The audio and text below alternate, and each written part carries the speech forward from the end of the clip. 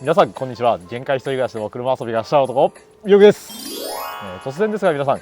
車を運転している時に常に体が触れている部分ってどこだか分かりますか？そう、シートです。今回は今使っているこちらのシートに不満がありまして、新しいシートを購入しましたので、そちらの紹介をしたいと思います。そして今回購入したシートがこちら、なにわ屋のフルバケットシート EZ になります。なんとこちらの商品は、新品で32,780円ともう驚きの安さなんですよ。本当びっくりするぐらい安いですよね。今回の動画はなぜ僕がシート交換をするかっていう理由と、あと、こちらのなにわ EZ の詳細、そして NA ロードスターのシート交換の方法、実際にこちらの EZ を取り付けて走行してみて僕がどう感じるかっていう走行インプレッションをお話しさせていただこうかと思いますので、どうか動画の方最後までお付き合いよろしくお願いいたします。はい、それではまずどうして僕が今回シート交換をするかっていう理由のお話なんですけど、峠なんかを走るのが好きな方だと分かっていただけるかと思うんですけど、体ががっつりとこうホールドされているとすごく運転が楽なんですよね。もちろん乗り降りがしにくくなるっていったデメリットはあるんですけど、こう見た目もスポーティーでかっこよくなりますし、なんせ運転が楽しいです。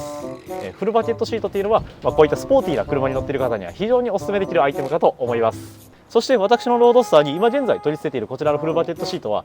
エステレートのタイプ1っていったシートになります。こちらは2年ほど前に新品で購入して、買った時はすごく気に入っていたんですけど、最近ちょっとホールド性が物足りなく感じてきました。またあちらの助手席側に関しましては純正シートにレザーのシートカバーをかぶせて使用しているんですけど、ロードスターの純正シートってすごくホールド性がないんですよね。そこで今回運転席側のシートを深いフルバケットシートに交換して、今捨てているこちらのエステレートを助手席に移して左右ともフルバケにしようかと思いました。そして購入したのが先ほど紹介しましたなにわ屋の EZ となります。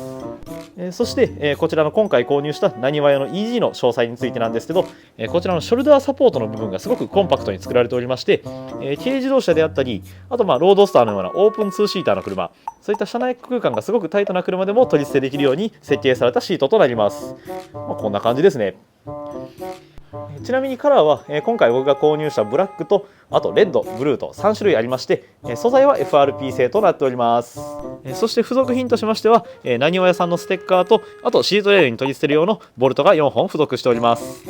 そして現在取り付けているエステレートなんですけど、こちらは純正のシートレールにエステレートから販売されているロードスター専用のサイドブラケットを使って固定しております。そしてこちらのエステレートを助手席に移す際にこちらのサイドブラケットを使おうかと思っておりますので、今回新たに運転席用にシートレールを用意しました。それがこちら、河合製作所のスーパーダウンシートレール HD タイプとなります。こんな感じですね。付属品としましてはシートレール本体と、あと取り付けに使うボルトナットであったり、あとシートのスライドはこちらのレバーで行うんですけど、このレバーに取り付けるためのハンドルが付属されております。あと説明書ですね。こちらのシートレールはスーパーダウンと歌ってるぐらいですので、このシートレールとあと形状の深いこのなにわ屋の EZ の組み合わせでかなりのローポジションを実現できるんじゃないのかと期待しております。それでは早速取り付けをしていきましょう。はい、それでは今エステレートがついている純正シートレールを外していきたいと思います。取り付け箇所はですね、前側に1箇所2箇所、そして後ろ側もこちらと奥のあちら側にボルトが2箇所、合計4箇所のボルトを外せばシートレールごとシートがごそっと外れます。すべて 14mm のボルトとなっております。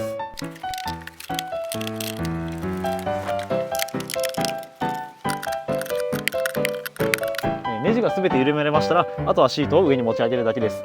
僕のロードスターはサイドバー付きのロールバーを取り付けているため屋根を外してきたんですけど、バーのないロードスターでしたら別に屋根を閉めた状態でもなんとかシートを取り外すことはできます。そして、シートレールをこういったところにぶつけないように気をつけながら外していきます。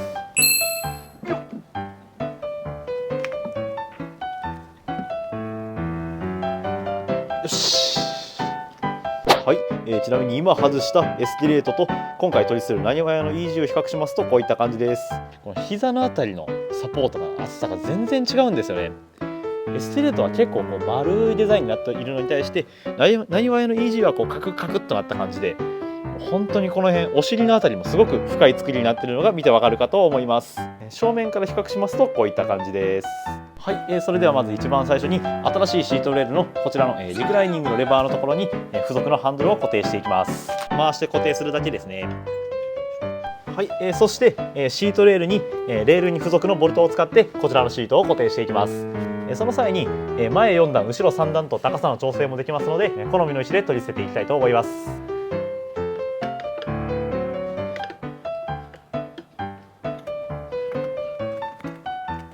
ちょっと後ろ側だけ、サイドステーとシートの間に隙間ができましたので、ワッシャーでかさ増ししておきたいと思います。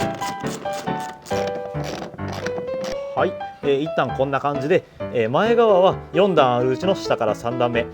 そして後ろは3段あるうちの一番下に合わせました。ステートの頃から、後ろ下がりでちょっとこう背もたれを倒すような感じのポジションが僕は好きです。背中で体重を当てることができるので個人的に楽かと思います。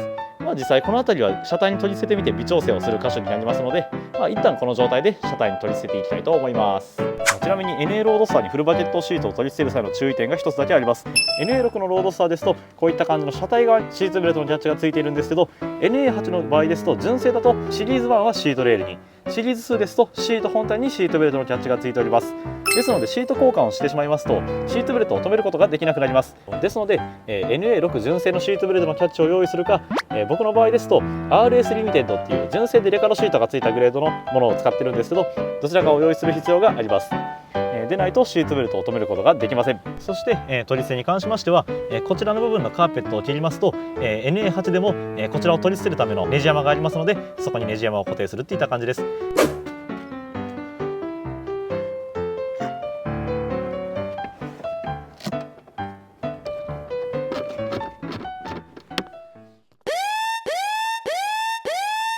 はい、一旦シートの取り付けは終わったんですけど、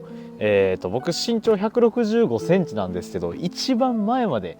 シートレールをスライドさせてもちょっとこう物足りないっていうか、別に運転できなくはないんですけど、個人的にもうあと数ミリ前に出したいのに出せないっていう、ちょっと非常に嫌なことが起きてしまいました。本来であればこのまま、走行インプレッションを取りに行きますと言いたいところなんですけど、一旦今日は動画を撮るのをやめてちょっとなんとかできないかっていうのを考えてみたいと思います。ちょっと残念ですね。その日の夜、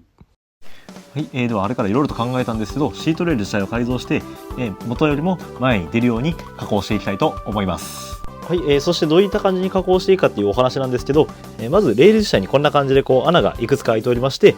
こちらのハンドルのこの先にこういったこう引っかかる部分があって、こうスライドさせてこの穴にパチッとこうはめるっていう、こんな感じですね。こんな感じであるんですけど、一番前にある穴にはめても、僕の身長だとちょっとペダルに足が届きにくいかなっていった感じでした。ですので、この感覚でもう1個前に穴があればいいなってぐらいの位置でしたので、この辺りに今から穴を開けていってロックがこうカチッとかかるようにしていきたいと思います。そして、レールを一番後ろまで持ってくるとなんとかこの辺りにスペースができるので、この位置でやっていこうかと思います。それではまず最初に穴を開ける位置をマークしておきたいと思います。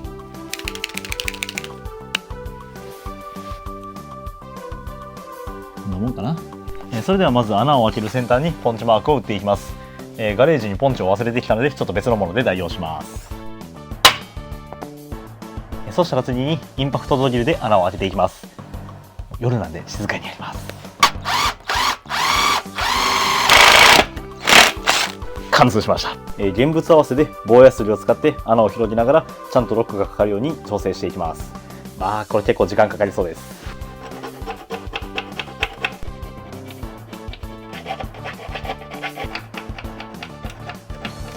はい、それではようやく、レールにカチャンとはまるようになりましたのでやってみましょ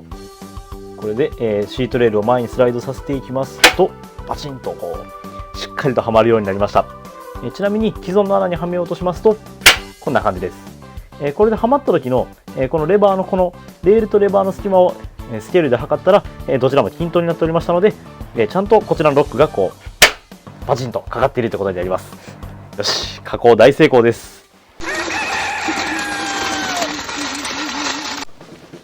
はい、ということでじゃじゃん、取り付けが終わりました。早速詳しく見ていきましょう。近くで見ますとこんな感じですね。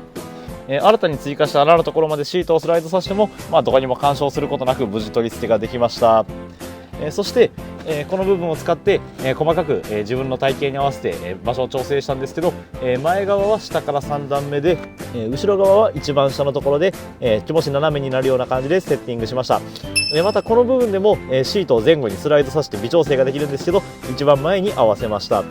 もう何度もセッティングしたんですごい傷がついちゃいました。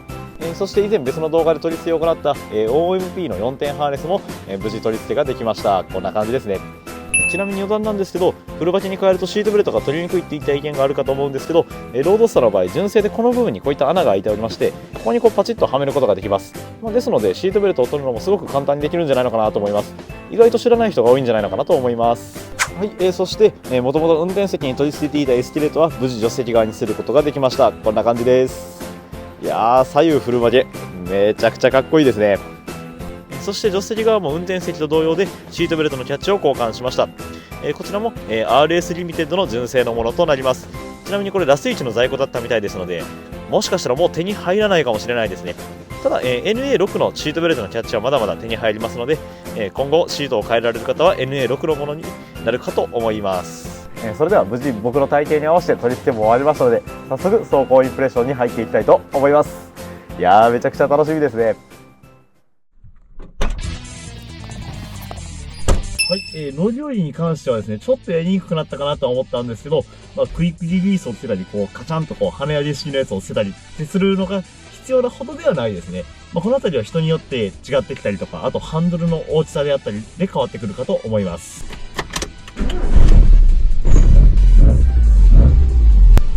かなり目線は下がりましたね。こう駐車場から出るときなんか結構気遣いますね。よいしょ。はい、今街乗りの最中なんですけど、いやー、やっぱ楽ですね。深い車っていうのは安心感っていうか安定感は抜群にいいです。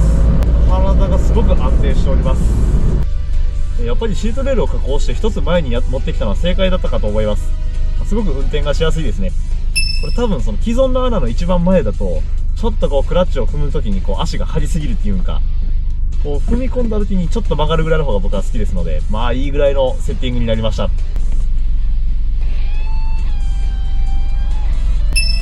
膝の部分のサポートがちょっと大きくなってしまったので、窓の開閉するときにちょっと邪魔な感じがするんですけど、まあそれほど気にはならないですね。あと目線なんですけど、思ってたほどは下がらなかったんですけど、それでも前に比べたら 1,2 センチぐらいは下がっておりますね。はい、それでは峠の方までやってまいりました。早速どれぐらいホールド性があるのかっていうのをちょっと軽く踏んで確かめてみたいと思います。もちろん安全運転でいきます。せっかくですので4点ハーネスも使っていきたいと思います。おい、いやもうこれやべえぞ。車の一部になったような感覚です。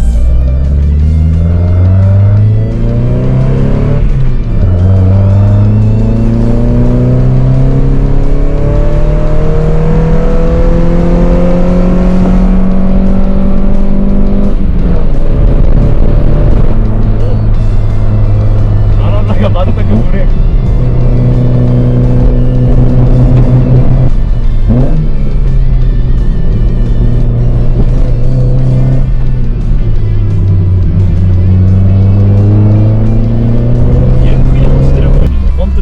性の良さが分かります。全く体がブレやん。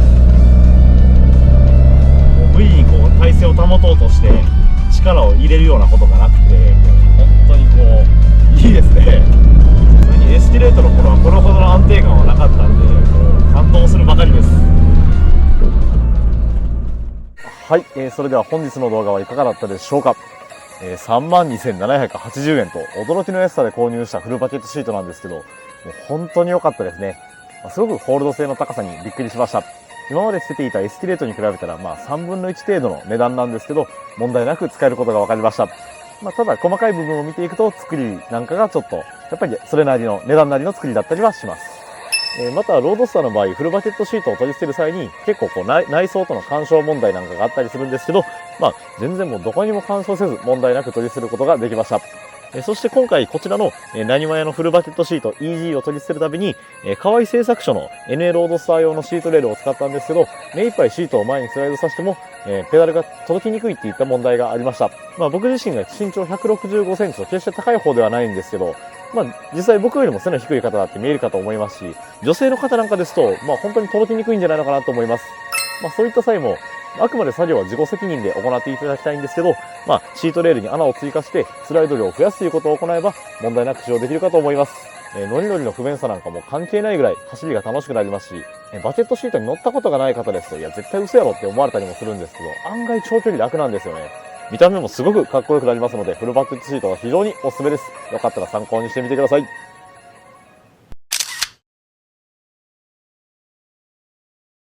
それでは本日も動画のご視聴ありがとうございました。この動画がためになったよって方はぜひぜひ高評価、コメント、そしてチャンネル登録もよろしくお願いします。あと YouTube だけじゃなくて Twitter や Instagram、そして民からもやっております。そちらの方もぜひチェックしてみてください。それではまた次回の動画でお会いしましょう。じゃあな。